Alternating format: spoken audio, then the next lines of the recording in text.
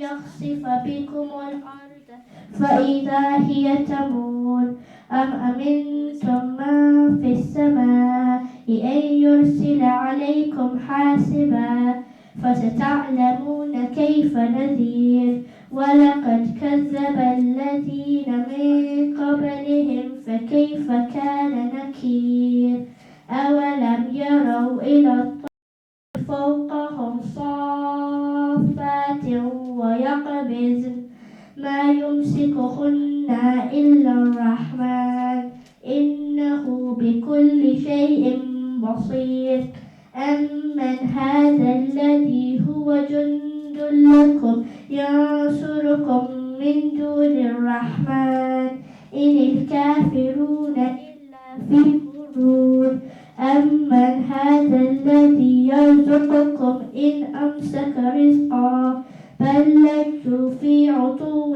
ونفور أفمن يمشي مكبا على وجهه أحدى أمن يمشي سويا على صراط مستقيم قل هو الذي أنشأكم وجعل لكم السمع والأبصار والأفئدة قليلا ما تشكرون قل هو الذي ذرأكم في الأرض وإليه تحشرون ويقولون متى هذا الوعد إن كنتم صادقين قل إنما العلم عند الله وإنما أنا نذير مبين فلما رأوه زلفة سيئت وجوه الذين كفروا وقيل هذا الذي كنتم به تدعون قل أرأيتم إن أهلكني الله ومن معي أو رحمنا فمن يجير الكافرين من عذاب أليم قل هو الرحمن آمنا به وعليه توكلنا فستعلمون من هو في ضلال مبين قل أرأيتم إن أصبح ماء غورا فمن يأتيكم بماء معين صدق الله العلي العظيم.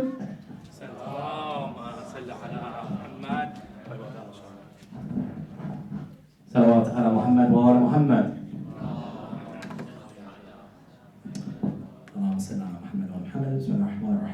Thank you all very much for coming on this Saturday afternoon when you could all be elsewhere, so we really appreciate it.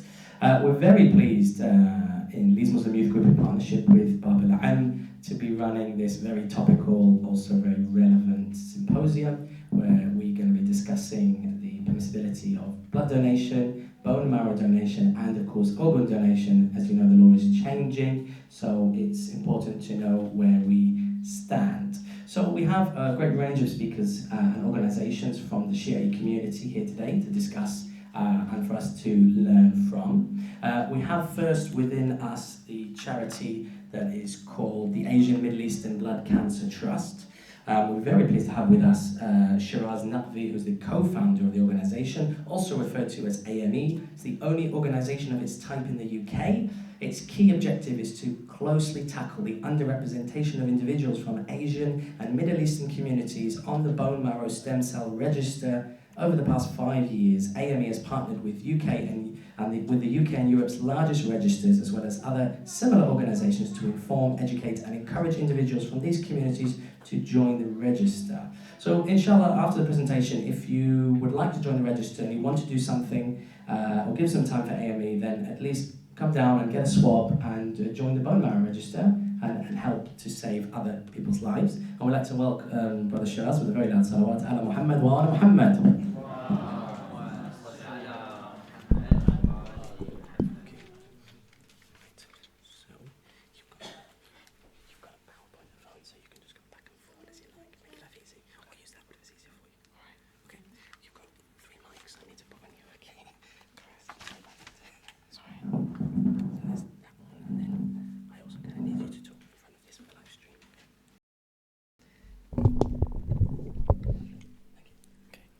Assalamu alaikum. I'd like to first start off by thanking my brother Muzaffari for inviting me to come and say a few words and share a few words regarding this organization. I'd like to... Okay, keep going. Okay. I'd like to just say a few words about the Asian and Middle Eastern Blood Cancer Trust, why it's important, a bit more about the organization, what we do, and how you can help as well. Just to take you, just to sort of take a second to think about a particular sort of anecdote. Imagine you're going in your day-to-day lifestyle, we're all very busy, and you get ill. In the middle of nowhere, fast forward, you go to the doctor, and the doctor then takes a few blood samples from you. Sooner than you know it, he's sort of diagnosed you with a form of blood cancer. And then he says to you, you're going to have to go through chemotherapy.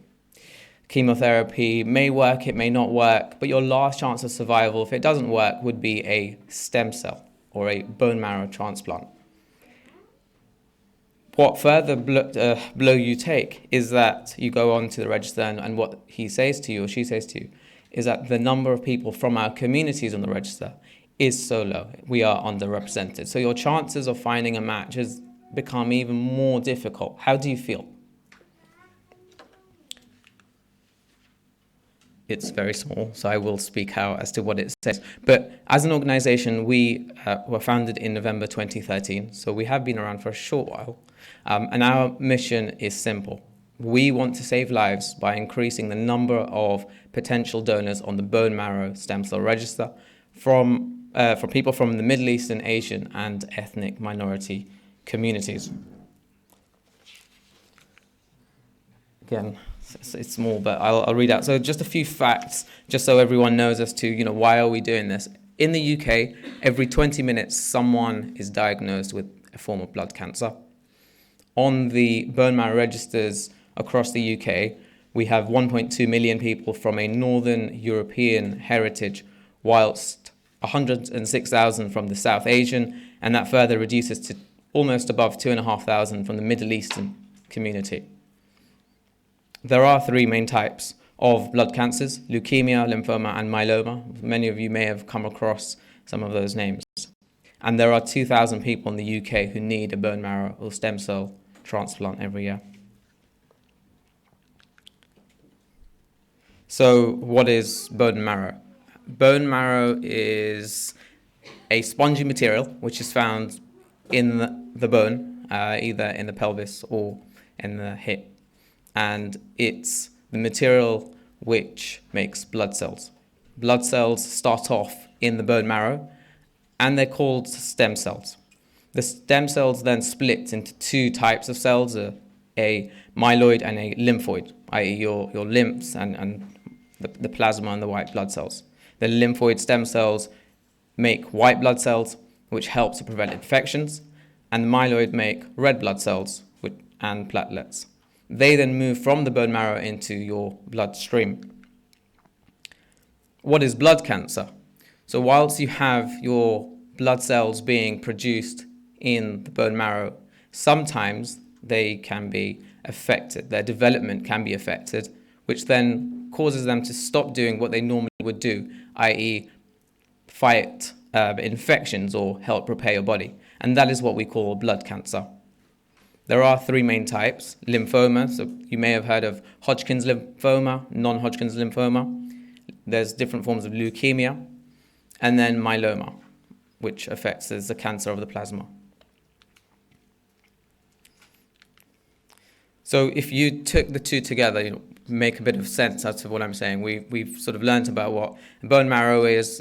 These are stem cells which help make your blood cells, and then you've got the deformity of them, which is a bone marrow. How does that help the everyday individual? So if you've got a cancer patient whose stem cell is already deformed, or the development hasn't been as great as it should have been, and I'll touch on this as I go forward, but you would take a healthy person's stem cells, and that would be the donor, and donate it to the cancerous patient. The stem cells act as building blocks to repair the underdeveloped blood cells in the cancer patients, and therefore helps them increase their immunity system and thereby help them in the form of survival. Today I am also doing a recruitment drive in the sense that I will be taking swab samples. It's nothing invasive. All I require is your spit sample, and that then goes off and gets processed. But there are a few criteria which people should be aware of to join the stem cell register. You have to be between the ages of 18 and 55, generally in good health, living in the UK, your weight not being below 50 kilograms, and no adverse medical conditions. The way that we would do it is we would take a swab sample, i.e. your saliva. Your saliva is then, it goes to your lab and gets tested. Your tissue type is then identified, and then you receive a donor card in the post between 6 to 8 weeks later. That then means you form part of the bone marrow register. If you are a match, so you form part of this large register in the UK, there are lots of little registries, but it all forms part of one large register, which then goes on a national and international level. That means that if somebody who has a form of blood cancer is looking for a bone marrow or a stem cell, they will look first in their country, and then they'll go off and look into the international registers. So you can be, if you are in the register, a match for somebody in a different country as well as in the UK. There are two primary types of donating your bone marrow stem cells.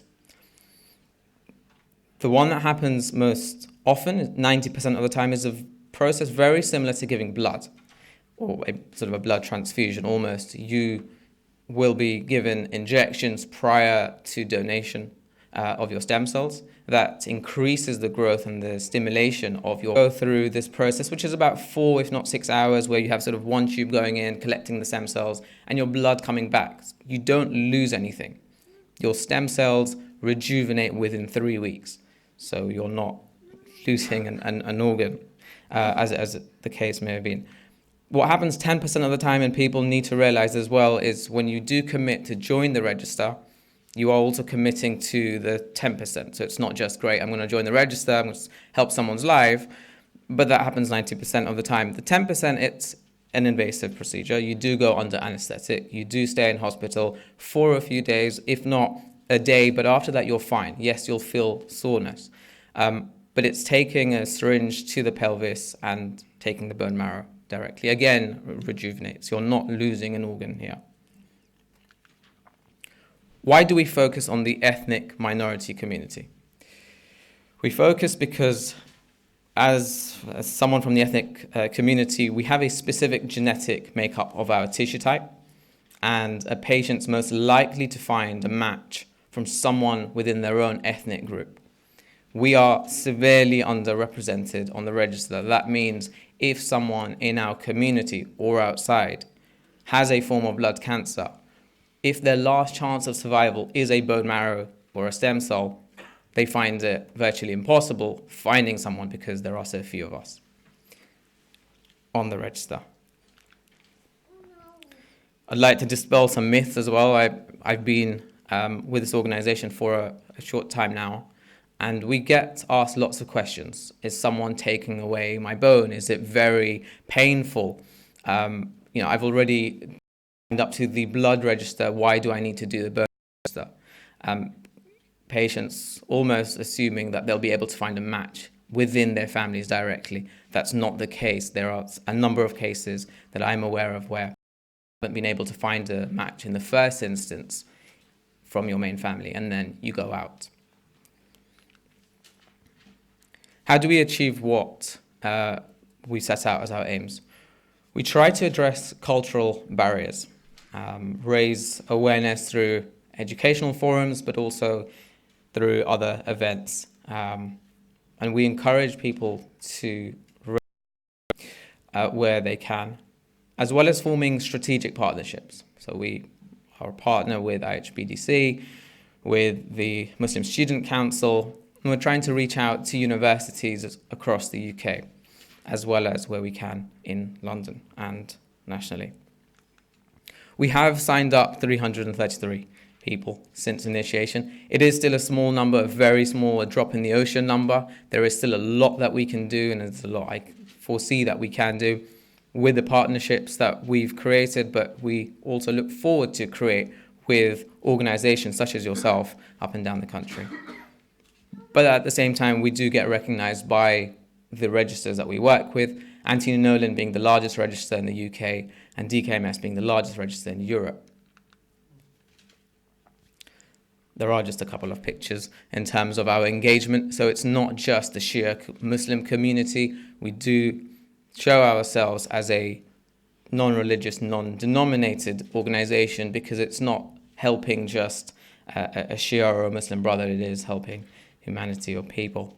We've had dinners. There have been sort of interfaith shavut, iftars with the Jewish community. We held a recruitment drive at a law firm, so a corporate event. And then being places such as Stand My Mosque and Visit My Mosque campaign, which happens every year. What to look forward to in 2020? I always have it as it's good to have goals and ambitions, and you do your review on a year-by-year basis. But while some of you may have seen already, but it's working more closer with ethnic communities. It's a difficult task working with our own community who tend to close the door in the first instance because it's a very difficult issue to discuss sometimes, but it's very easy when you start to understand it and you start asking those questions which need to be asked. We want to involve ourselves with the community a lot more than we have, foster those new relationships, and then also take the Will You Marry Me campaign. For those of you who are in universities or are aware of people at universities, there is a campaign with the Muslim Student Council called Will You Marry Me on the 14th of February every year. And we've been going for the last 2 years. And it's been good because we've been able to work with both ISOCs and FOSIS to get across the message that we need to encourage more people from the communities to join the stem cell register. How can you help today? If anyone has 1 hour a week, then let me know. But apart from that, tell one friend about a cause. Often people have heard of organ donation and blood donation, but it's the middle one which you most haven't because it's the painful one or the ones as I've mentioned. But it's not. Tell one person about it. Sign up to the social media pages, that always helps. And come along to any events which are up there. Be reminded. Thank you very much. Assalamu alaikum. Salawat ala Muhammad wa ala Muhammad. Ahsan, thank you very much, Brother Shiraz. Thank you for coming from London. You came all the way from London just to be with us today. And please do take some time later on to look at his stall. And I hope sincerely to sign up because you never know when this disease can afflict all of us. So we'd like to welcome Sister Jinan now, Al-Husseini, who is representing IHBDC, the Imam Hussein Blood Donation Campaign, who you've all probably heard quite a lot about, but it's always good to get a refresher and to do that. She's going to introduce herself, so we'll make her very welcome with a loud salawat ala Muhammad wa ala Muhammad. Yeah. Put that on yourself. Give that to me.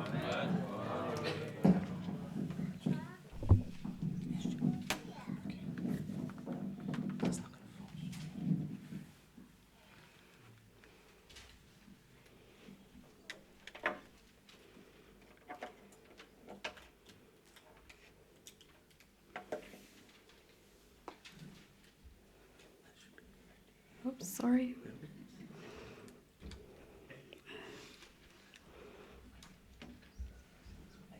Okay. Assalamu alaikum, everybody. My name is Jinan Al-Husseini. I am currently living in Leeds. I have been a volunteer for the Imam Hussein Blood Donation Campaign since I think 2010, 2011, I was a Sheffield ambassador, so I was organising sessions, blood donation sessions in Sheffield, and then moved on to doing HR role, and now potentially will be your new Leeds ambassador, but that is to be confirmed, inshallah. Just so I know my audience, has anyone not heard of the Imam Hussein Blood Donation Campaign? I don't know what's going on, sorry. 1 second. Does that keep coming up? I'm so sorry. How do you go back? So back is this way. I tried that.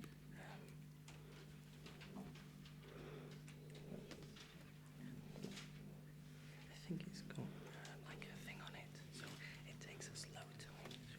Okay, fine. Sorry, we're back to that. What you should do is you should do it so that it's where is it? How do you do it? You want to do it Oh, so do you? so that you don't see the presenter view. That way you can see it. Oh, I don't know what presenter is.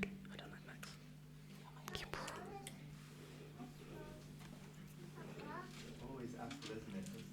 Yeah, you know. Eamon, do you know how to do it? Microsoft is the way forward.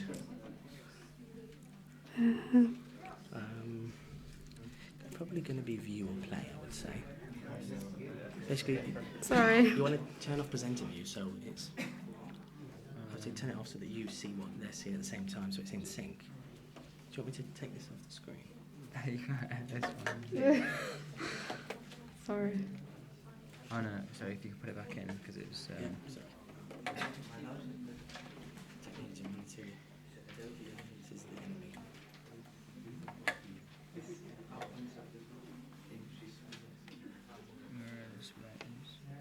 What are you doing?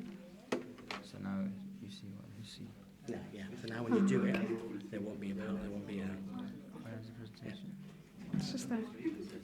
So if you'll see the same thing, it'll be in time. Okay, how do you put it? So Oh, okay, fine. Yeah, there you go. okay. There we go. Oh. I think because there's a. No. And the presentation is start from the top again. I think there's things in it. Yeah, click play and then go for it. Yeah. Okay, salawat ala Muhammad wa ala Muhammad. Okay, sorry. So, is anyone not aware of the blood donation campaign that I am referring to? Show of hands. Everyone heard of it? Great. Okay, good. Okay, so I'm just going to go through what is the blood donation campaign.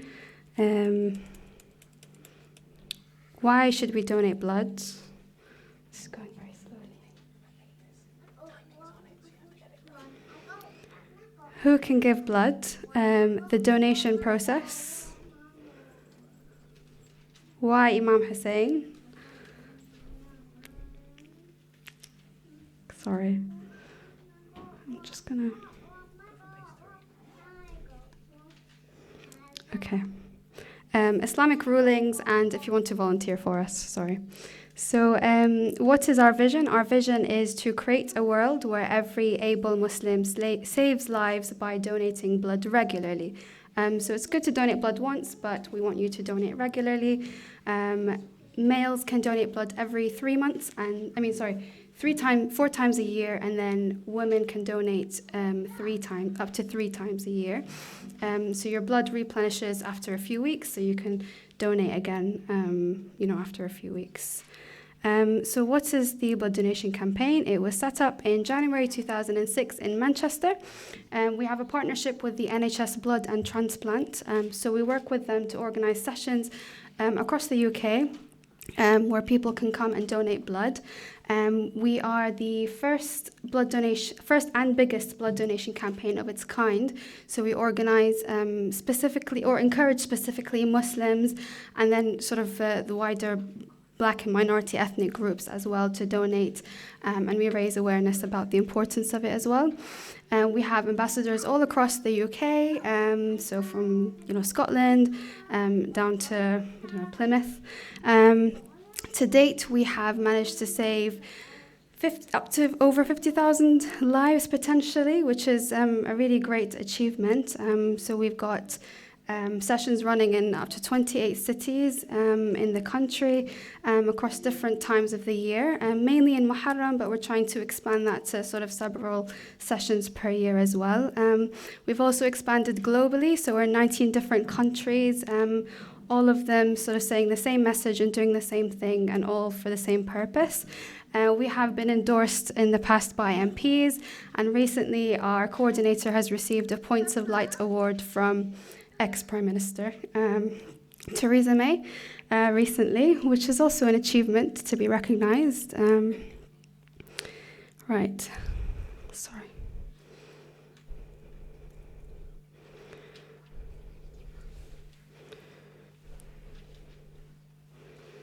Am I missing one? No, I'm not. Okay, sorry. So like I said, we have a partnership with the NHSBT. It is an official partnership. We have a key involvement with their management as well, and they have consulted us in the past regarding certain sessions, how we think it would appeal to the Black and minority ethnic groups. We have come up with a hijab policy as well, so we have discussed with them the issues that our community have and maybe things that might make people feel uncomfortable and the barriers that we have, and try to sort of break that down. So things like drapes to cover the arms for women to make them feel more comfortable, and obviously for hijab purposes. So we've had all these discussions with them and they're willing to accommodate as well. I'm just going to skip past that part.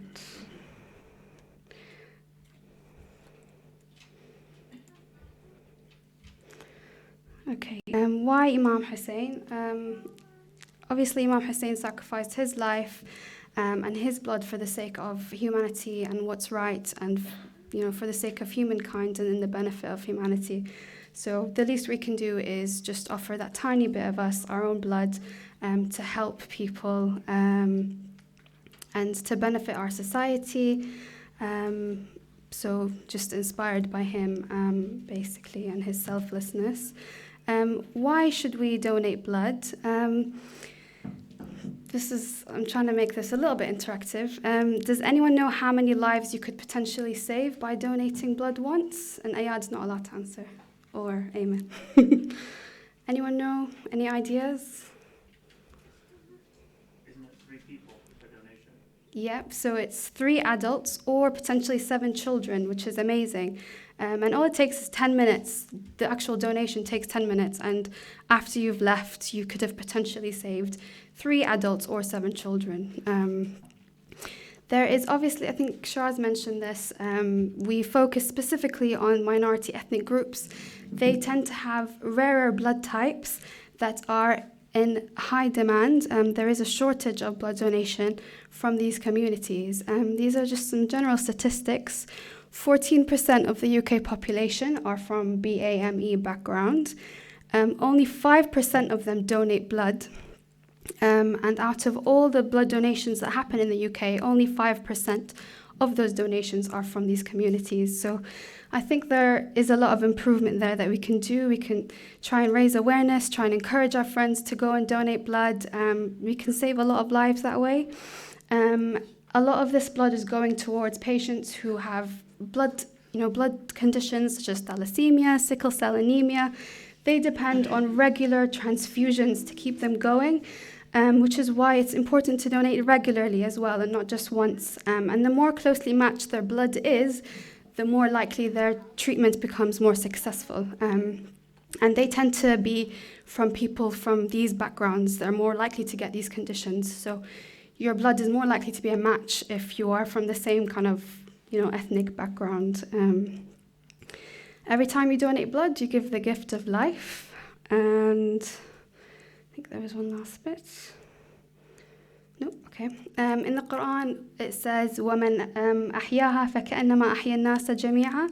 And whoever saves one life, it is as if he saved the whole of mankind. Surah Al-Ma'idah, verse 32.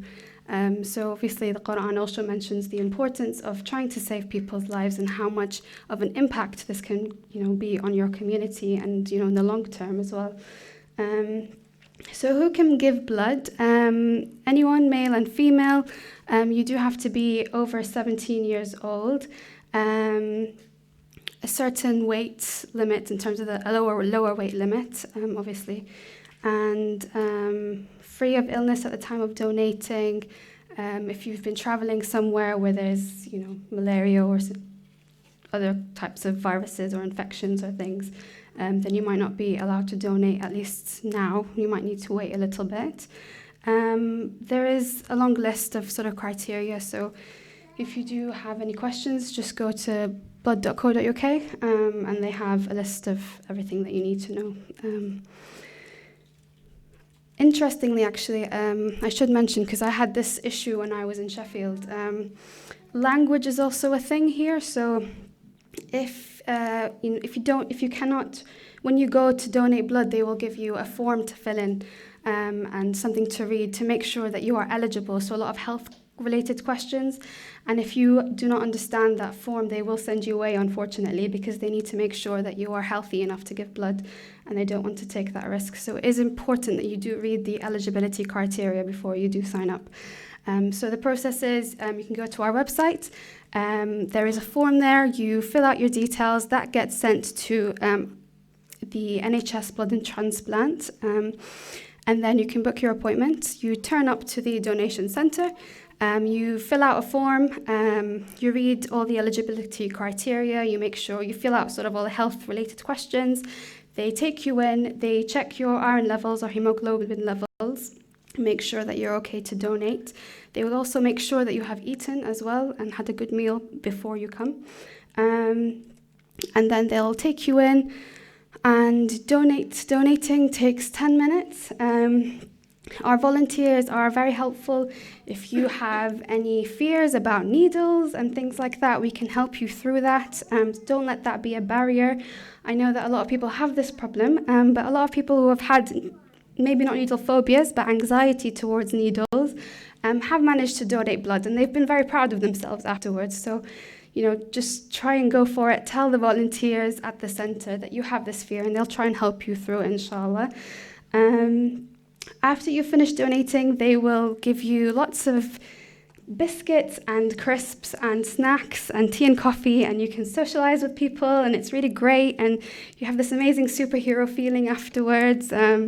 And they'll just double check that you're okay before you can go, and then you are released. So it's quite straightforward. Overall, maybe it takes about an hour of your time. So maybe if you've got a long lunch break, you can just pop into your donation centre and do it then. In terms of Islamic rulings, so generally, this is specifically Sayyid Sistani, Sayyid Khamenei, Shirazi, Sayyid Fadlallah, Sayyid Mudarisi, lots of other renowned scholars have all not just said it's permissible, but that it's recommended and encouraged to donate blood, because it's a call for help, and it helps people in need as well. It's also permissible to receive blood transfusions. And yeah, I think that's about it. If you would like to volunteer for us, because for any reason you cannot donate blood, then there is a form on our website as well. So it's www.ios.org.uk/give blood, where you can fill in a volunteer form. I think it's a centralized iOS one now. We fill it in and it comes to us, and you can volunteer in sort of different aspects of the campaign. We're always looking for volunteers. If for any reason you cannot volunteer, then just help by raising awareness, share what we're doing, tell your friends to go and donate. Word of mouth is massive as well. And yeah, thank you for listening. These are all of our sort of, do they call them handles? Social media handles. YouTube, Facebook, Twitter, Instagram. So yeah, just check them out, website as well. And thank you. If you have any questions, I'm happy to answer them as best as I can. Sorry, yeah.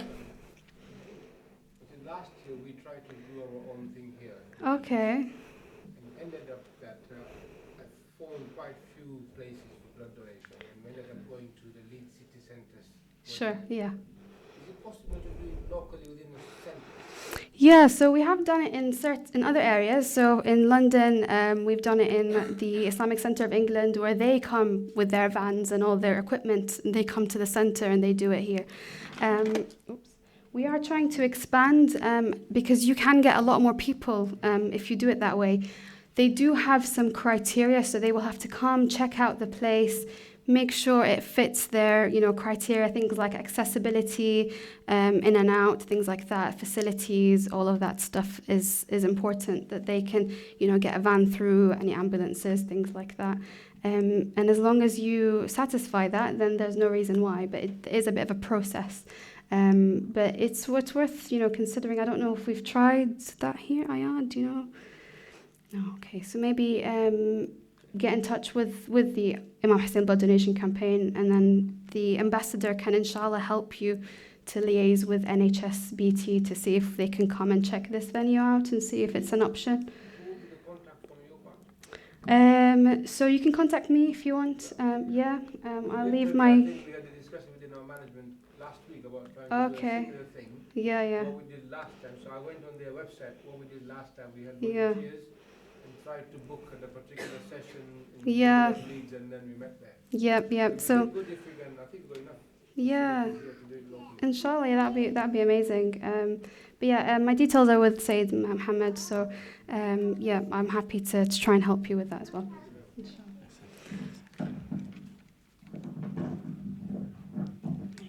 Thank you.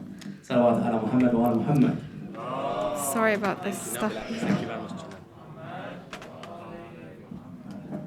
So don't forget that we have an opportunity at the end to come and speak to the speakers and see both the representative of IHBDC and the AME, so you can talk more with them then. I'm going to put this here. So we're now very pleased to have with us our guest speaker joining us from Birmingham today. Well, I set up the PowerPoint. Sister Bahdia Abdul Hussein has a background in both Islamic jurisprudence and an LLM in medical law and bioethics from the University of Birmingham. She conducted her research on organ donation in Sharia jurisprudence, gaining an MRes, which is a Master's in Research from Royal Holloway, University of London. Following this, she's been working at Al Mahdi Institute, Birmingham, as a research associate, assisting on numerous projects, in addition to leading her own project, which aims to facilitate multidisciplinary Islamic scholarship regarding cadaveric organ donation in Islam. So it's a very high level of research. So I'm very, very, very honoured to have Sister Mahdiya join us today, and she's going to be talking not only about her research but also the change in law that's coming. So we'd like to make the sister very, very welcome with a loud salawat ala Muhammad wa ala Muhammad. And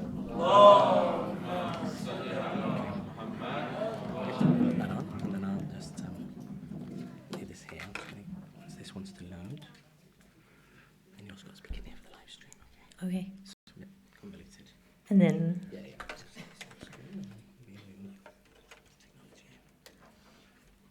and I'm just clicking. Yeah, I think when it loads. And then if you just click that one there to load it up. There we go. So you'll see what they see is what this is. Yeah. Okay. I'm technologically challenged. Okay. Assalamu alaikum. So there's been a renewed interest in the Muslim community regarding organ donation, and this is because there's been a change in the law this year. So we've moved from an opt-in system, which is where when you get your driver's license or any other thing, you go and sign whether you want to become an organ donor or not, and you choose which organs you'd like to donate. Now, this year there's been a change in new legislation, which means that there's a presumption that everybody of a certain age already wants to donate their organs. And so if you don't want to donate your organs, you have to actually go and opt out of donating your organs. So this means that Muslims actually have to think about whether they don't want to save a life, which is a big decision to make. And so we need to have some information regarding that. It is a soft opt-out system, so there was some WhatsApps going around saying that now they'll take everything and you can't stop them and there's nothing you can do, and that's not true. It's a soft opt-out system, so there are safeguards in place. So even if you have not opted out, if your family says, we know that he or she really didn't want to donate their organs, they're not going to go against that. So it's not something to be fearful of, just something to be aware of. The law has already passed, but it'll take about a year to implement. So spring 2020, that's when it'll come into effect. And that gives, maybe 6 months now or so, more than that, to start creating awareness of what's going to happen. These changes, they've already been implemented in Wales for quite a while. And the reason why they went with this change is because when they used to interview people or a lot of 66% of British people had said that they would like to donate organs, but actually only 39% had signed up to the organ donor register. So the British Medical Association was really pushing for this change, and they said we need to have a cultural change and a shift in the way that people think, and this can potentially save a lot of lives. Okay. There's a specific need for Muslim donors. I think Sheikh Jaffer Ladak will talk about the statistics of that more, but people from a South Asian and minority backgrounds are more prone to develop certain diseases like end-stage renal failure, which requires either a transplantation or dialysis. Now, a transplantation is always preferable. It means that you can go and live your life to the fullest. Dialysis means you have to spend hours on end a week in a hospital. It's also very expensive on the NHS, so it'll cost around £30,000 per annum per person to provide that treatment. So the transplantation is always a preferable option. The other issue, I was at Great Ormond Street and they had a conference on children in organ donation, and it turns out that Muslim children or babies are more likely to suffer from congenital heart disease, which requires a heart transplant, and sometimes that needs to come from other children. So if people are reluctant to donate their own organs, to donate a child or a baby's organ is much harder. You can have organs donated from anyone, but a suitable organ is most likely to come from someone who shares the same ethnicity as you. And the majority of the UK's Muslims are South Asian, but our statistics show that people from ethnic minorities are much less likely to donate organs, even though they make up a larger percentage of the transplant waiting list. And if you live in certain areas like Birmingham, where I'm from, where there's a high population of Muslims, it can actually take up to 4 to 5 years just to get a transplant.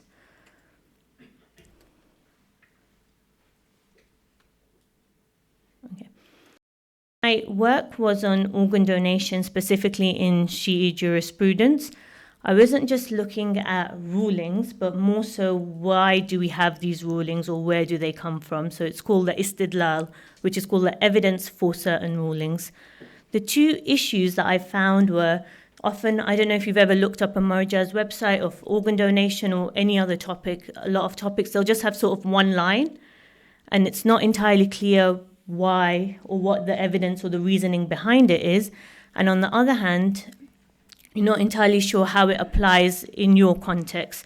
So on the back of this, we've organized at Al Mahdi Institute organ donation research workshop, where it's in October on the 3rd and 4th. It's international, where all scholars from across the world who are working on this will come and present their new research over the 2-day conference. We're also working with people who are strategic partners to the NHSBT who will talk about their projects. And then after that, we want to go for a publication, so we make some information available because it's an area where there's a lot of lack of information and a lack of research. It's not just dissemination that people don't know, it's that actually the research needs to be done on it as well in many different areas. Today, so we'll talk about organ donation after death. There's organ donation during life as well, and that doesn't seem to be as problematic in terms of rulings of Maraja on it. Generally, the rule is like similar to blood donation. The rule is as long as it doesn't entail any kind of serious harm to the donor, it's absolutely fine. And there's no restrictions based on who the recipient is or the religion of the recipient. But in organ donation after death, they make a lot of people, or majority of Muslim scholars, make a distinction between donating to a Muslim and donating to a non-Muslim. That isn't there during life, but it becomes a problem after death. So there's 3 main issues when we talk about organ donation following death. The first issue, which is the most complex, is what is actually death, because the notion of death has changed. And now there's a thing, brain death, where you're still on an artificial ventilator and your heart and lung is still being working artificially, but at that point, organs can still be removed according to the law. Is this considered to be death in Islam or not? And can you give organs at this point? The second issue is, no matter what the definition of death is, is organ donation considered to be mutilation or disrespecting someone who's passed away? Because we have a lot of strong hadith that talk about respecting the sanctity of someone who's passed away and how important that is. And then the third issue is, who can a Muslim actually donate to after death? Are there any restrictions? Does it matter what religion the recipient is? So what is death? There's been a change in the medical understanding of death since around the 70s, I think. So initially, where the heart and lungs stopped functioning, that was what was considered to be death. If we knew that they were irreversibly stopped, so there's no way to bring back your heartbeat, then that's what you consider to be dead. After that, there was the invention of an artificial ventilator which kept your lungs functioning. And if your lungs keep functioning, your heart keeps functioning. So to a lay person or somebody who doesn't know, it would look like someone who is alive. Their heart is still pumping, they're still warm, they're still breathing. However, their brain has stopped working completely. And so the law changed, the medical understanding changed, that actually if there's no way to bring back your brain, so you can never breathe by yourself, you're only breathing because of a machine, and you have no awareness whatsoever, and you will never regain any kind of awareness. They said, well, this is actually death. That artificial pumping of your blood around your body and keeping your heart working, that's not really, that doesn't mean that you're alive. It just means that we found another way. And so one of the tests that they do for this, when people don't really accept if your family member's in that condition, one of the tests that they do is they'll take off the medical ventilator for about 5 minutes, and you'll see this person can't breathe by themselves. So for 5-10 minutes, they're just not able to breathe. So it's purely due to a machinery. Then we have this brainstem death definition in the UK. So you are now, if you're in that condition, you are allowed to become an organ donor. And the majority of deceased organ donations are from brain-dead donors. This is because your blood is still pumping, which means that your organs are still fresh, they're still oxygenated. And at the moment, it's the only way of transplantation of the heart, because if you have what is the traditional death, when your heart stops beating, it starts degenerating straight away and deteriorating, and it can't be used. So at the moment, the only heart transplant we can do is from brain-dead donors. Does this correspond to the Islamic notion of death? Because no matter how useful it is, if it doesn't correspond to the Islamic notion of death, you can't take that organ, because that would be then killing somebody. Somebody had done a review of 52 maraja, and the majority of them said that brain death is not considered death to be in Islam, and some of them were skeptical about the utilitarian consideration, so they had skepticism that did the law change and did the medical understanding change it just because they wanted to be able to procure organs from people who were in that condition, and was it just to be able to save resources, because now you no longer need to keep these people alive. Is that the right term? I don't know, but yeah, that's the thing.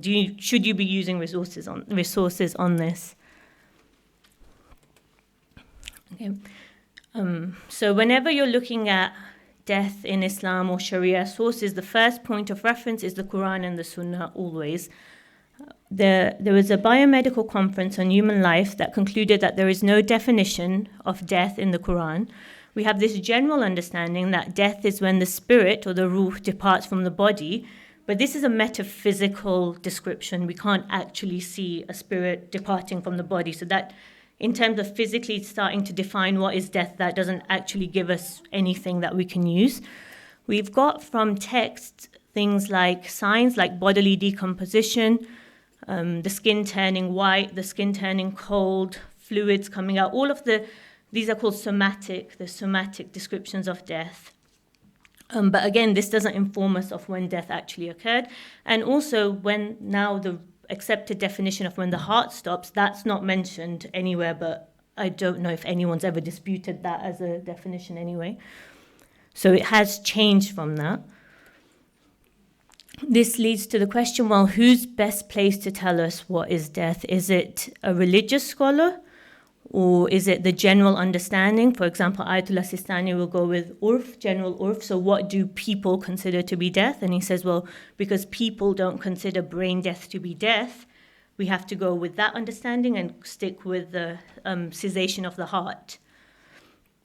However, there are a growing number who are deferring to the medical judgment. So I think Ayatollah Khomeini was one of the first from all Muslims to start to accept it and say, well, if doctors consider this to be death, then we can go with that.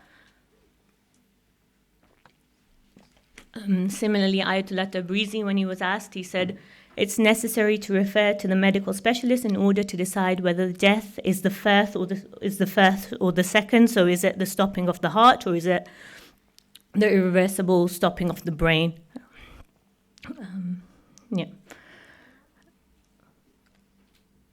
So they consider that the most accurate understanding of death can come from medical specialists because we don't have guidance in the Quran or the Sunnah specifically. So this is, I would say, the most complex issue in terms of organ donation, what actually is death.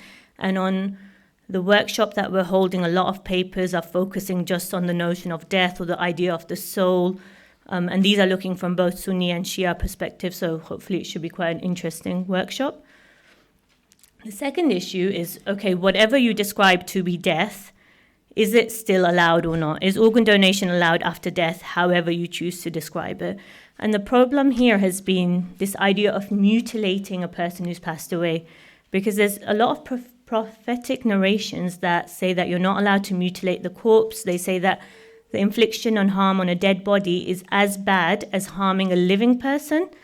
Narrations like breaking the bones of a dead Muslim is worse than breaking the bones of a Muslim who is alive. So this brings us to the question, can organ donation actually be considered to be mutilation? Is it the same thing, or do you have to look at the intention behind mutilation? There's two camps here. The majority camp, this is how you interpret law. So the majority camp use this hermeneutic principle that is called asalat az-zuhur, which means you look at the apparent meaning to appreciate the meaning of the hadith. So because the Prophet never said mutilation on the battlefield is haram, because he never made that qualification, we just take all sorts of mutilation, any kind of breaking of the bone, any kind of cutting is wrong. We have to infer from that narration that even if you're doing it for a really nice reason, like saving someone's life, it's still considered as mutilation. That's the asalat az-zuhur, which is one of the most important hermeneutical principles, which is how you understand law, or how you understand the Quran and the Sunnah and the words of God. So this means that primarily you're not allowed to donate organs, because primarily it means that you're mutilating someone's body, which is not allowed. However, you've got more than one obligation. So on the one hand, you have to respect the person who's passed away, and you're not allowed to mutilate them. And on the other hand, you know that saving a life is one of the greatest obligations, and it's already been said that whoever saves a soul, it's as if he saves mankind entirely. So what do you do when you've got two conflicting obligations? Well, you go with the one which is more important. Now, saving life takes precedence over respecting the sanctity of a dead body, because saving life has always, and even rationally, is one of the most important obligations that we have. And then in the UK, can we also have added considerations, like the NHS is publicly funded, so if you're spending £30,000 per person per annum on something like dialysis when you could be donating organs, that's also a whole bunch of other lives you could be saving through just monetary resources. So for the traditional camp, primarily organ donation is mutilation, but still saving a life is better than, is so important that even if you have to mutilate, it's okay. The other camp, which is a minority camp, takes this context-based approach, and that's the likes of Ayatollah Fadlullah, who say that, okay, if we talk about mutilation, we have to talk about the intention behind mutilation and the context of mutilation. So the intention of mutilation is to have revenge. That's the whole point of it. And even if we look at early history and biographies of the Prophet, we see that these there were these practices of mutilation, like at the Battle of Uhud, the Prophet's uncle was mutilated, and it's really graphic. It says that the women came and they chopped off ears and noses and they made bracelets out of it. So this was the context in which the Prophet was speaking. And then after that, he says the Prophet did not leave any place without telling us to give alms, and he prohibited mutilation. So for the likes of Ayatollah Fadlullah, who take a context-based approach, when you're talking about donating an organ in a medical setting where they go out of their way, if you ever speak to any of the special organ donation nurses, they go out of their way to say how they like to preserve the sanctity of somebody who's passed away. They will treat them. After taking the organs, they'll wash the body, wash the hair so that it's suitable for viewing. Even if you want to donate your eyes, they'll replace it with a prosthetic. So it's not, because I'd at one point seen something on Facebook, I think, where it was a Pakistani philanthropist, and the last thing he did was donate his eyes. And they had a picture of him with like a bandage around his eyes, and it was really scary. Like the one thing I haven't ticked is eye organ donation, because that still frightens me. But that's not actually how it is. Like they use prosthetics, so you don't look like you've got your eyeballs missing, if that helps.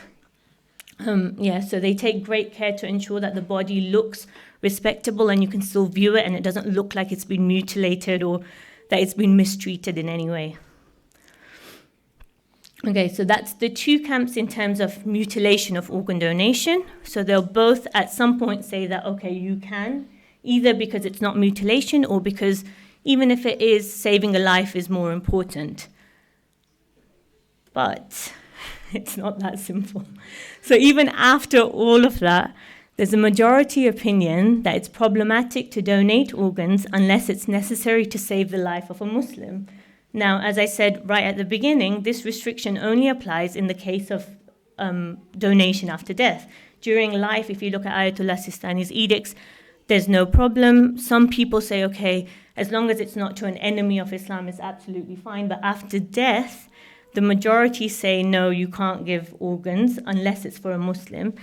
And then they even say that even if even if there's no will to leave an organ, you still have to go and take that organ if you need to save a Muslim with it. So it's that extreme. The level of saving a Muslim life is that important. Also others that Muslim cadavers or Muslim dead body can only be cut as an absolute last resort. So you need to use non-Muslim cadavers as far as possible. This is with or without permission. So Ayatollah Asif Mohseni, who I think did pass away recently, says it's permissible to take organs with or without permissions from infidels who belong to a land which is antagonistic. And then even stuff like you can ship in bodies, which I don't know if that's even a possibility or not in real life, but to that extreme, they say you have to preserve the sanctity of a Muslim before giving organs to a non-Muslim. This then causes both ethical and legal problems. Conditional organ donation isn't allowed in the UK because organs are donated altruistically, so you give them from the goodness of your heart, and they need to go to the patients who are in greatest need. There was a case in 1998 where it was a Caucasian patient who died, and his family said you can only take organs if they go to other Caucasian patients. In that case, the doctors made a decision and they said, okay, we'll take it. And as it turned out, the people on the list it wasn't that there were any ethnic minorities, it was always going to go to Caucasian patients. So they did do that. And then there was this public outroar, and then the Department of Health got involved, and then they've sort of made it that no, conditional organ donation after death is not allowed at all. So now if you have rulings that you can't give organs unless it's to save the life of a Muslim, what does that mean? Practically, it means you can't give organs then, because there's no way for you to determine that it will only go to a Muslim. More problematic than legal issues, I think, is the ethical issues, because we have this principle of reciprocity, and anyone who I speak to, this comes up a lot, that, well, if I can take someone's organs, why can't I give it to them? And that, I think, is the biggest problem that people seem to have. And the other issues are we seem to have this idea of equal value of life, that whoever saves a soul, it's as if he saved mankind. There's no restriction. There's no whoever saves a Muslim life, it's as if he saved the whole of mankind. It's general, so where does this hierarchy come from, or where does this discrimination come from? When I was looking at different works on it, I couldn't find anything. There was no justification for it. There was no reason for it. It's just sort of given. It's just a given that, and I tried to contact Ayatollah Sistani's office for that, and they just sort of send you back the same ruling that obviously I'm capable of reading in the first place, but that's how it works. So this is speculation, but it most likely originated from an outdated paradigm where the world was divided. So you had Dar al-Islam, the land of Islam, and Dar al-Harb. So any land which didn't have a peace treaty with Islam was considered to be a land with which you were at war.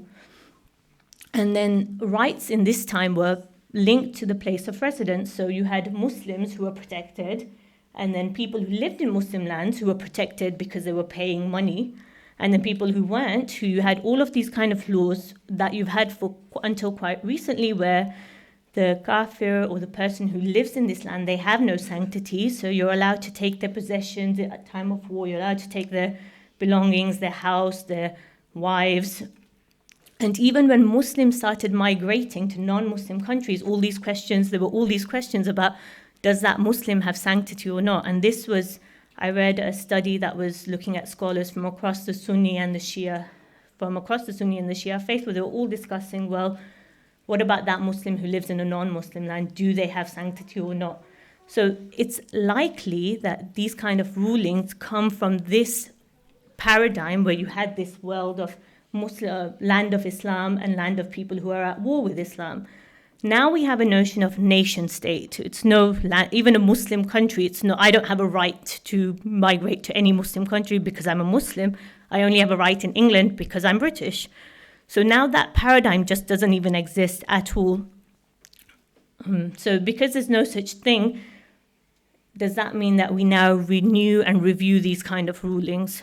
Which I think possibly that's a good study that somebody should do or look into. I'm going to skip this slide because I think I get in trouble for it. There's a minority who talk about, like Kamal Haidari, Sayyid Fadlullah, who say that Islam focuses on the human aspect.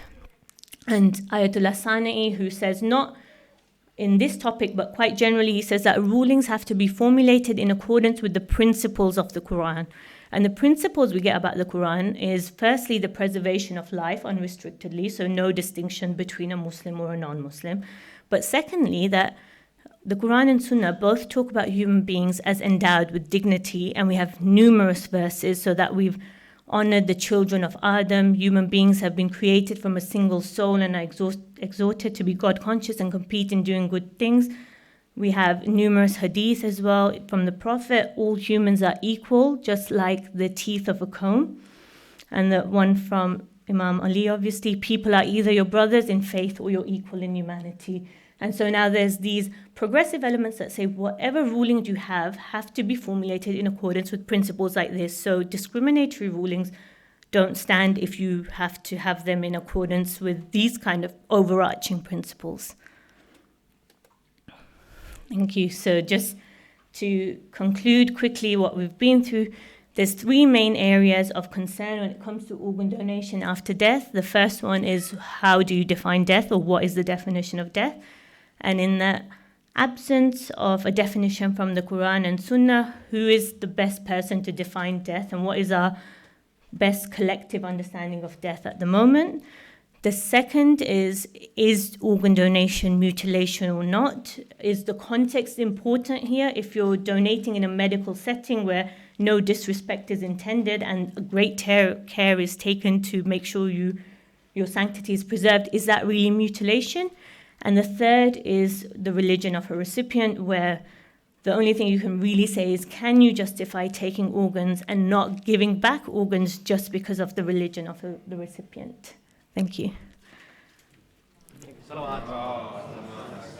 Do you do questions? We'll keep it for Q. I think so, yeah. Yeah. Okay, so we'll just invite questions from the audience before Sheikh Jaffer comes.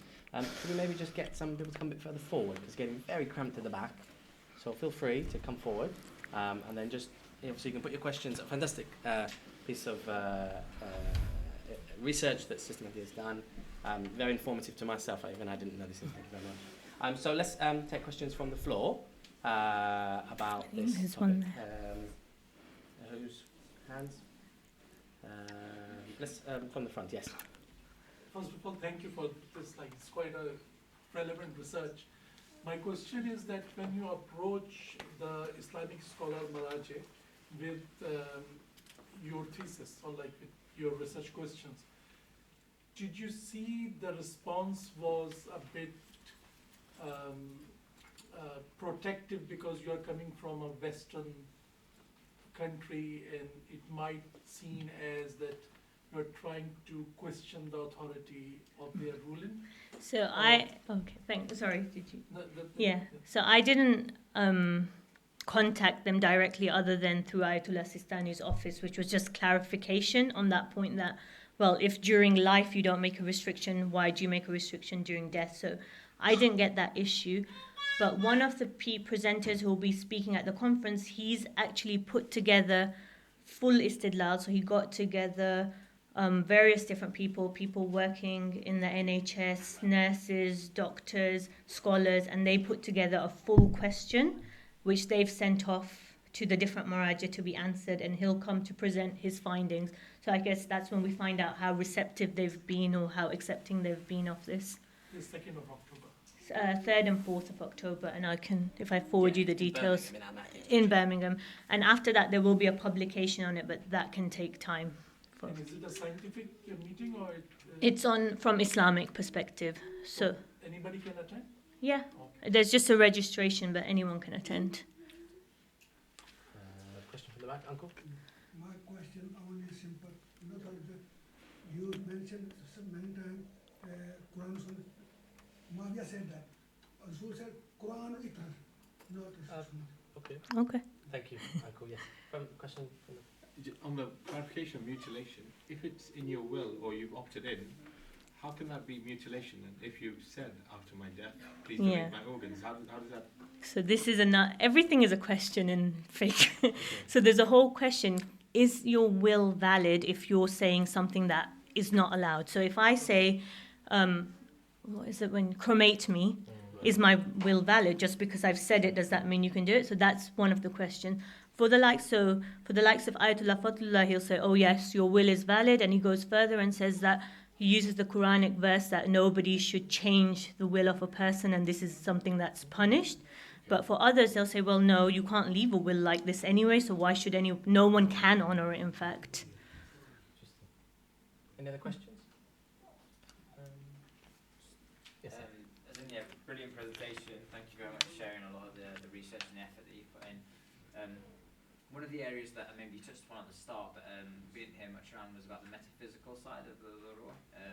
So just something that, and I'm an organ donor, so I'm on board basically. But I know that for people like Sheikh Behjat, for example, when they've asked him around organ donation, he said that from a fiqh perspective it's allowed.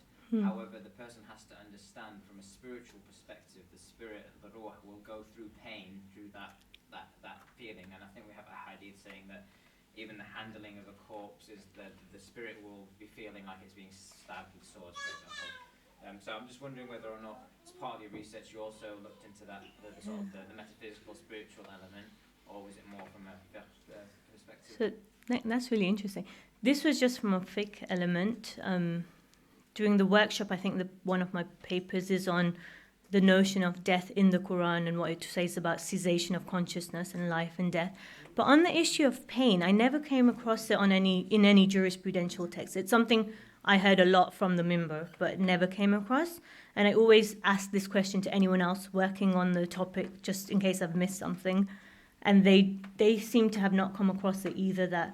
So I'm not sure. I know that there's these narrations about handling the body, but about feeling of pain, I don't know exactly. But if you give me your reference, then that would be maybe a nice lead to see. Any questions from the sisters, maybe? Is there a question? Hand up? No? No? Okay, yes, brother. Do you have any kind of information from other European countries or the USA from the Muslim community there? Because some European countries have a lot stricter definition to confirm brain death than we do here. Other tests, EEGs, States defines brain death in a different way. It's a complete irreversible cessation of all of the functions of the brain. So have you got information from other Muslim communities? Yeah, so not Muslim communities, but this idea. So we have what's called a brainstem death definition, and the brainstem, once that ceases to function irreversibly, it means you can never breathe again, and also you've got no consciousness ever again. But other countries, most European countries and the USA, have got a whole brain death definition. And I was really interested in what's the difference, and they have sometimes they do EEGs, so they'll do, yeah. So you can do angiogram Yeah. and other scans to look at the function of the brain. Yeah, so this is what I was asking one of the neurologists he had come about, and he said, well, all it'll show is like some activity basically, but we don't know what that means. So even after you're dead, some stuff can continue, but that doesn't necessarily mean anything. That's how he had tried to. It's like if you just heard some noise somewhere that doesn't indicate life in any way. But the US President's Council on Bioethics, they'd made this point. They say we differ from the UK and we don't think that brainstem death is enough. So that is a really interesting area as well. And there's the other fact that even once someone has agreed to donate, that the Intensive Care Association, I don't think in the UK mandates the use of sedation and anaesthetic when they're actually harvesting the organs, whereas other countries mandate that you should sedate and anaesthetize the body, because there are reflexes that happen at the time of harvesting the organs that not only it's debatable. It's from a scientific point of view, you could call them reflexes, but it's quite potentially distressing to look at those in theatre to see those reflexes. So I don't understand, for the sake of giving a simple anaesthetic and sedation, why the stance is like that in the UK. So I asked the lead nurse on this, the lead organ donation nurse, and she said that some people still do anaesthetize, but only because of the reflexes. So not because you can feel, but just because there's possibly some movement. And so I asked that question, that what if somebody says, can we have the anaesthetic? And she said, well, that shouldn't be a problem. But I don't know if this is just in practice or if it needs to become like something more prominent where you have these guidelines, and that might make a lot more Muslims who have this association that you can still feel pain feel more comfortable. I think I would feel more comfortable just for the sake of it. Can I just clarify? Question, Sheikh. Off the back of that question, Sheikh Abdullah talks about the cutting off of the tail of a snake and there being no reflexes as a residual effect of that. Is that the same thing then? Are we saying that the reflexes are muscular reflexes if you cut through nerves, but also there's like a reflex increase in blood pressure and heart rate. But those are the same reflexes as if you were in pain right now, your blood pressure would go up and your heart rate would go up. And in theatre, you can actually see that happen when the organs are harvested, unless the body is anaesthetized and so sedated. these scans, the angiogram, you mentioned about the brain scans that are being done. Has there been any research from the two together, so that if there's been a cut without any anaesthesia, and to see whether there's any response in the brain at that point, even though we consider them to be brain dead or stem dead, is there anything to suggest that there is that reflex? As far as I'm aware, they're considered spinal cord reflexes, so this could happen even without a brain being there, but I'm not sure about any research on that topic. There's 2 doctors in Mayo Clinic in US, and they're Muslim doctors who are completely against organ donation. They write on these issues. Joseph Rady, R-A-D, and I don't know the other one, but they've got a whole host of articles about why organ donation isn't allowed in Islam. But the interesting part is those kind of scientific questions about if there's any connection, if you can see anything. Yeah, interesting. Question from the sisters, yes? Thank you for your talk, it was really good. I'm sorry if I missed this, but did you compare the Sunni fiqh and their perspective, or what is their general notion? Yeah, I didn't, not in this. So they've got a new fatwa out, which has been an ongoing project. It's about a 100-page document where they talk about organ donation. I haven't read it all. I think that the idea of brain death is what they have an issue with, but beyond that, donating organs is okay.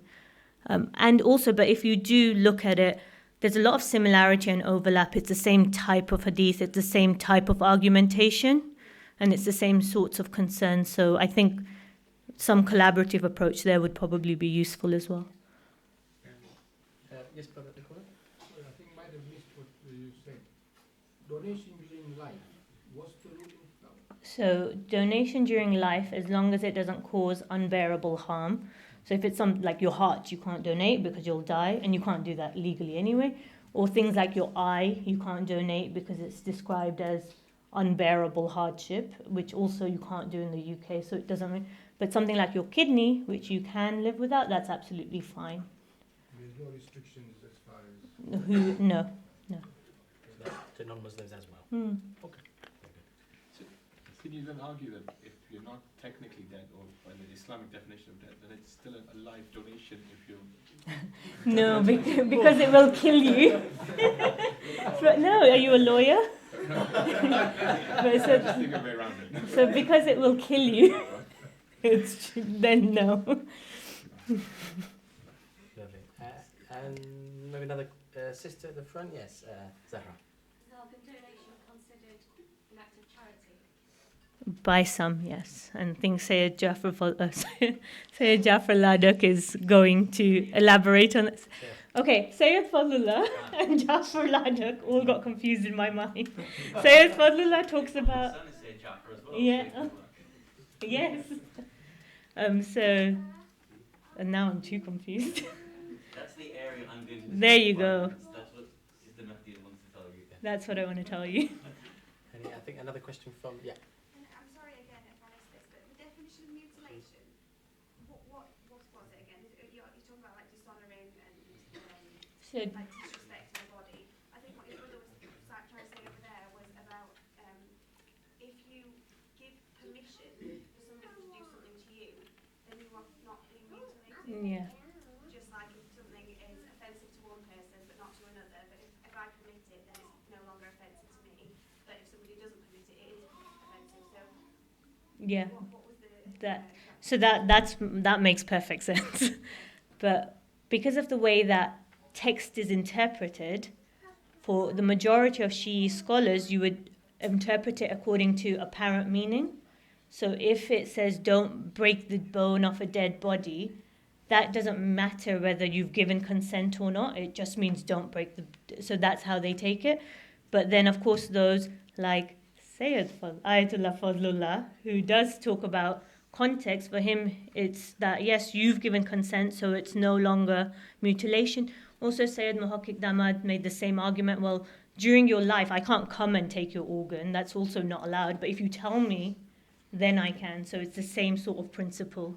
Yeah, permission. Just out of interest, how many bones do you need to break to harvest? No, I don't think you need to break any bones. I think it's just incisions, right? Well, the heart, though. Okay. Yeah. Yes, for the heart. The Yeah. chest. Yeah. No, I think they break one or two. We don't consider, if there's someone there who's having their organs harvested, we would not say that's a mutilation of the body. Right. So both sides work, both sides of the argument work. That we don't imagine that the word mutilation works here because the context was about war, and the day of Ashura, we know that, as an example, you see about the Prophet and what happened after Uhud. Imam Hussein alayhi salam had his fingers cut. These were practices to humiliate corpses. So when the Prophet and the Imam prohibited this act, the context was this was a practice that was done to humiliate the opposition. So then it was prohibited. You can't cut any piece of the body. So there's a context. And then the mutilation side of it, none of us would say that's a mutilation of the body. We wouldn't use that term, that word. So if the prohibition is don't mutilate the body, we'll say, yeah, agreed, don't mutilate the body. That organ donation isn't a mutilation. The English word mutilate has a negative connotation. So what is the Arabic word to mutilate? And is there In the hadith, it's about cutting. So a surgeon would cut as well, but that doesn't have a negative... But the interpretation is don't mutilate the body, and at an apparent level, that's correct. But we wouldn't say that we're mutilating the body. But you'd say you do qata', which is you cut the body, which is what Arabic says. Yeah. the interpretation is you can cut the body. There are times you can cut the body. So if someone is pregnant and you need to take the fetus out, or if someone has swallowed something or stolen something and it's in their body, the surgeon can cut the body. So the prohibition isn't the cut per se, it's the meaning of the cut. I think hurma of the... Yeah, the sanctity. Yeah. Okay, any other questions? Is there any anecdotal stories of people who've come back from being diagnosed with spinal death? No, stem death. Stem death. No, there's not. But then it's kind of clever because if somebody does, then they'll just say, "Oh well, this wasn't diagnosed properly." But if I'm told by doctors that when or if this ever happens, it's scrutinized a lot. It's not just something like the media makes it out a lot different to what it really is in the medical field. Maybe one last question from the sisters. Yes.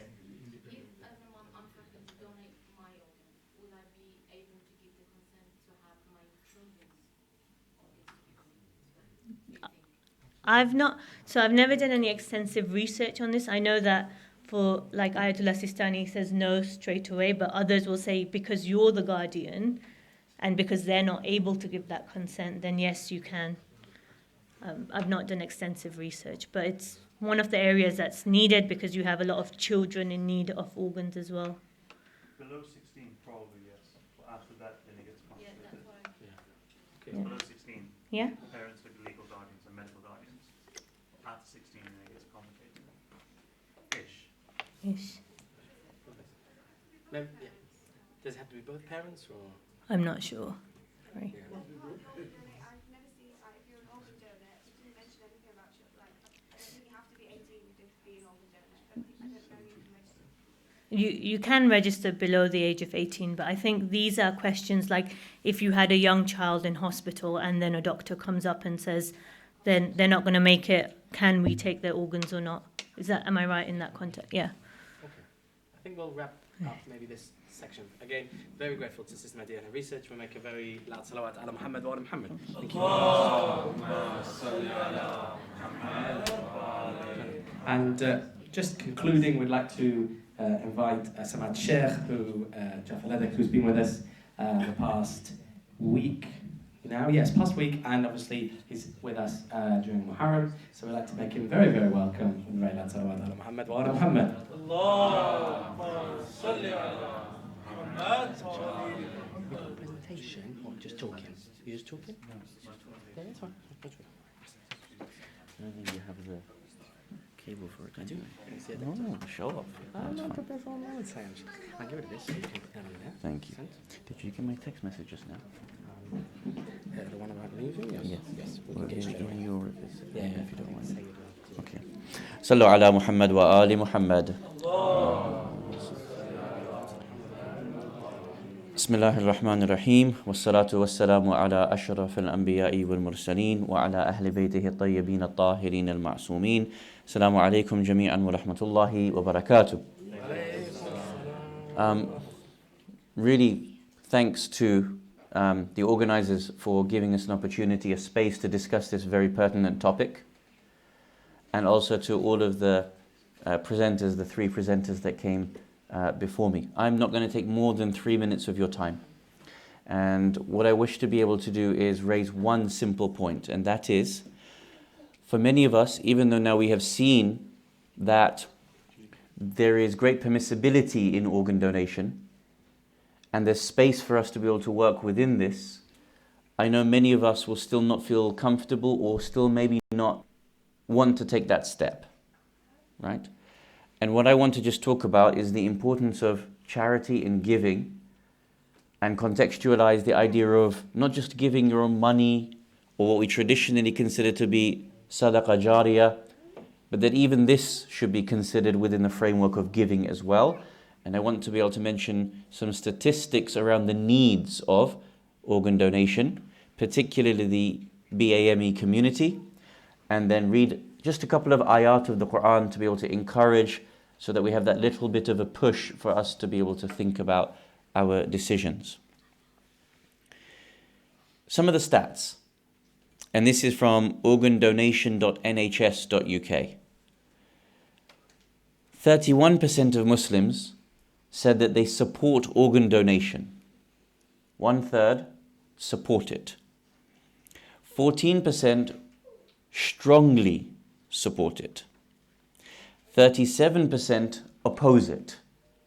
So there is a greater number opposing it than supporting it, but there is still 14% who strongly, which means overall, there is a strength of it, and 25% strongly oppose it. So we're just a little bit in the balance of opposing overall than accepting it as a support. But then when you go further into some of the statistics, as an example, NHS blood and transplant, key stats from the BAME supplementary report of 2017 to 2018 says 1/3 of people, 35%, waiting for a kidney across the UK are from Black, Asian or minority ethnic communities. However, from the same report, 28% of UK kidney transplants were in Black, Asian and minority ethnic communities, which means that we're currently providing at a lesser rate than what our own need is. There is a shortfall.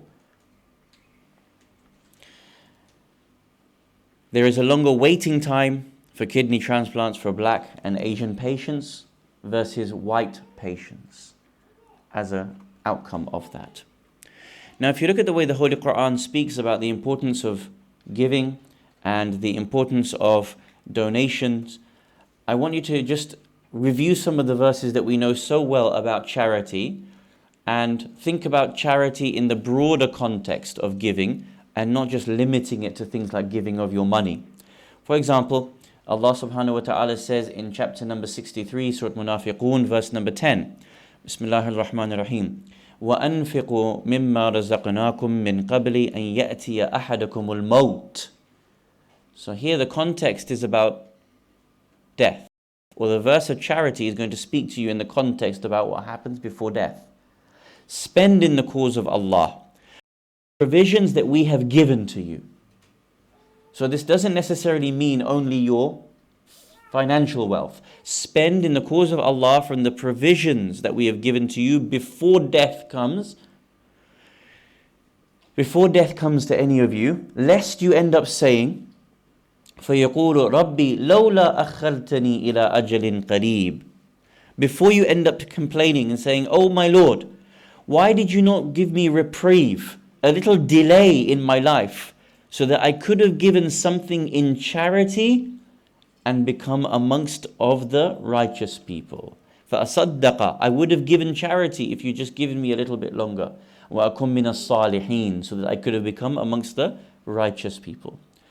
So it's interesting here, Allah subhanahu wa ta'ala says spend, and He talks to us in the context of regret that we won't feel happy that we have not been able to give, and we would complain and said, if only you'd given me a longer time to be able to do so. When we give, we get multiple rewards back. In Surah Al-Baqarah, Allah subhanahu wa ta'ala says in verse 261, Bismillahir Rahmanir Rahim, مَثَلُ الَّذِينَ يُنْفِقُونَ أَمْوَالَهُمْ فِي سَبِيلِ اللَّهِ كَمَثَلِ حَبَّةٍ أَنْبَتَتْ سَبْعَ سَنَابِلَ فِي كُلِّ سُنْبَلَةٍ مِئَةُ حَبَّةٍ. He says, the charity of those who expend their wealth in the way of Allah may be likened to a grain of corn which produces 7 ears, and each ear yields 100 grains. Elsewhere, Allah subhanahu wa ta'ala again talks to us about these issues, about the importance of spending and how we will be rewarded for it. As an example, He mentions that we should be spending both in terms of things that are known to people and also privately as well. He says, Bismillahir Rahmanir Rahim, الَّذِينَ يُنْفِقُونَ أَمْوَالَهُمْ بِاللَّيْلِ وَالنَّهَارِ سِرًّا وَعَلَانِيَةً فَلَهُمْ أَجْرَهُمْ عِنْدَ رَبِّهِمْ وَلَا خَوْفٌ عَلَيْهِمْ وَلَا هُمْ يَحْزَنُونَ. Those who spend their goods, their charities by night and by day, in secret and in public, shall have their reward with their Lord. On them shall be no fear, nor shall they grieve. Lastly, again from Surah Al-Baqarah, verse 110, Allah subhanahu wa ta'ala says, Bismillahir Rahmanir Rahim, وَأَقِيمُوا الصَّلَاةَ وَآتُوا الزَّكَاةَ وَمَا تُقَدِّمُوا لِأَنفُسِكُم مِّن خَيْرٍ تَجِدُوهُ عِنْدَ اللَّهِ. This is a beautiful verse. And spend in prayer and regularly in charity, and whatever good you send forward, whatever you're willing to put forward to people for the sake of God, whatever good you send forth for your own souls, you shall find it with Allah subhanahu wa ta'ala. This verse suggests to us that we don't actually consider loss in the same way in which we traditionally consider loss. That if I give something from my body, I imagine that I'm losing that. Allah says, no. Whatever you give, you're going to find it with Allah. Again, all of these verses are asking us just to reconsider the way in which we traditionally understand our forms of charity. As you've heard from these three excellent presentations before us, we have great needs to equalize in our society. We also want to be known as a community that leads on things. This is what our whole series has been about in this Ashra, about how the Muslim community can take a lead for the next 10 years and be seen as the pace setters in society. I think we have a great opportunity here to be able to do so within our own community, and inshallah this symposium has given you the space to be able to think through some of those things. Once again, thank you for taking time out, and well done to the organizers and the presenters. Wassalamu alaikum jami'an wa rahmatullahi wa barakatuh. Thank you all very much again for coming. Thank you to Sister Mahdiya, Brother Shiraz, and Sheikh and Sister Janan.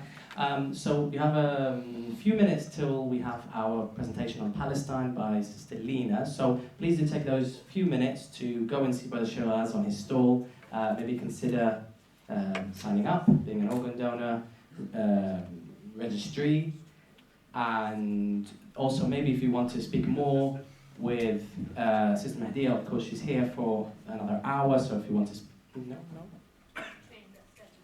Oh, you've got 5 minutes to be with her, and then she has to go, so grab her quickly. Please go see Brother Shiraz and consider joining the organization, and then we'll see you back here in a few minutes for the presentation of Palestine. Assalamu alaikum wa rahmatullahi wa barakatuh. Allahumma salli ala Muhammad wa ala Muhammad. Okay. Alaikum salam. Yes, okay, young girl. No filters whatsoever. No filters. I'm hungry. What can you at that? How old are you? 6? Okay. How you doing? How's things? How's Manchester? I'm in Manchester. I'm a Leeds man now. Yes. And I love it. So you finished? No. Oh, holiday? No. You transferred? No. One more test. You quit? No, one more. Commute. Salam, how you doing? Oh, I had to think there for a second. I was like, what are the options? Give me 2 minutes. I've got to just get Lena set up. Okay, great. What are we doing? Are we using... So, don't for this. That's only for the live stream. Are So, we, we're not live streaming. are we using your... So, you've got 2 options. No, that's one. I'll film it, but I'm not live streaming. Then I have to film mine. That's fine. But, So, basically, do you want to do yours or mine? do you have a laptop? Do you have a... Do I have a laptop? I've got no end of do you have laptop. this thing? That's the new one, isn't it? Yeah, if you don't, then... No, I've got the old one. Have you changed your presentation since you sent it to me or not? No. What kind of things do you need? What things do I need? Do you need is it HDMI that you need to connect? Oh no, I've got everything I need. I just got my laptop. Is there Wi-Fi? Yes, there is. Yes, I can.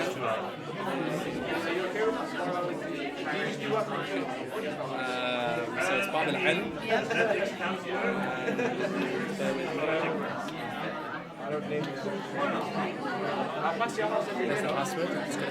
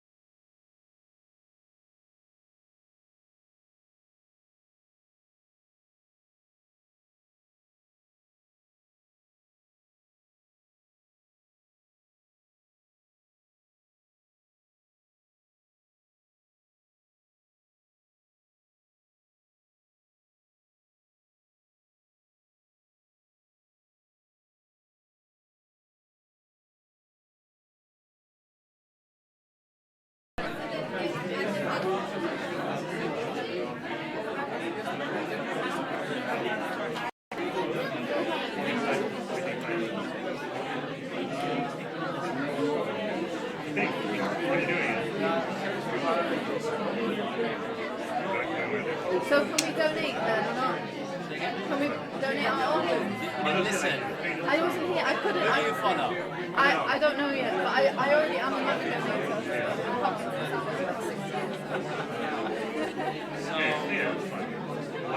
That's asking for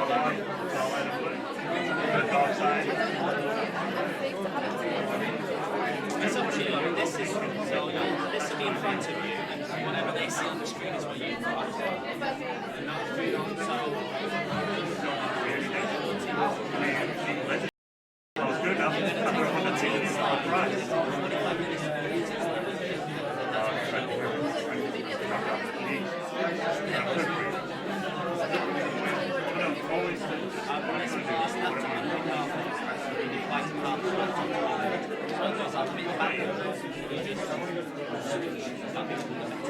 It's the same. Really? That's a really fun thing.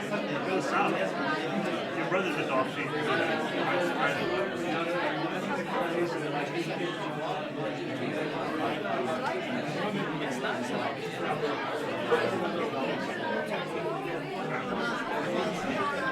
What does it all mean?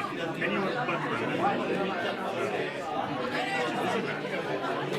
I'd like to let you know, John, what are the top again? Right? What are the again? I don't spend all day. Oh, yeah. I don't know what it is. I'm so excited. Oh, very cheap. What are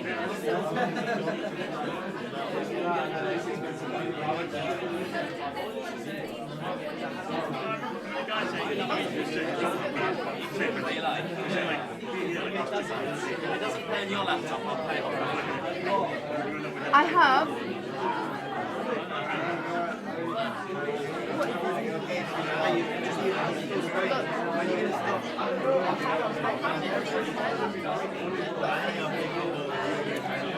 No, you guys get too big.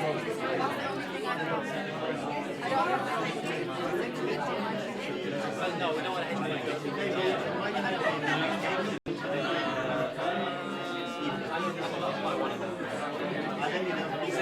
Yes, do you mind getting someone to lead the salah tonight?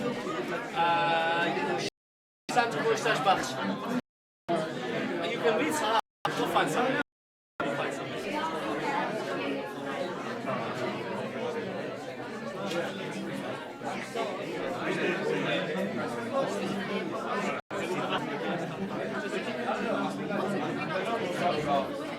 No, but the idea is everyone should be coming forward.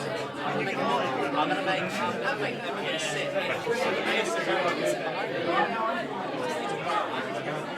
Roughly how long? Ah, here we go. That's why you want to go.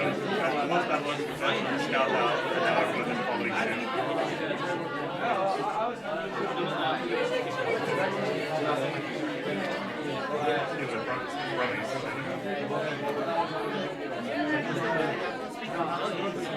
no one should have matched him. Am I the only one that I'm going to be? I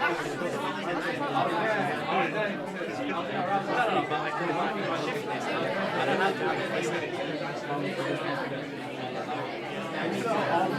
Everyone knows all.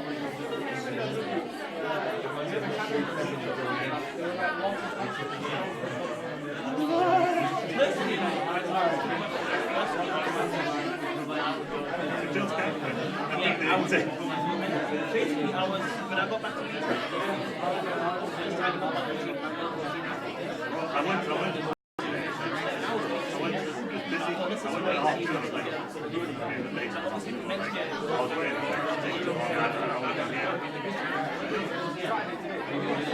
well, you know what it is as well? By the time I get home, Friday's like the beginning of the day.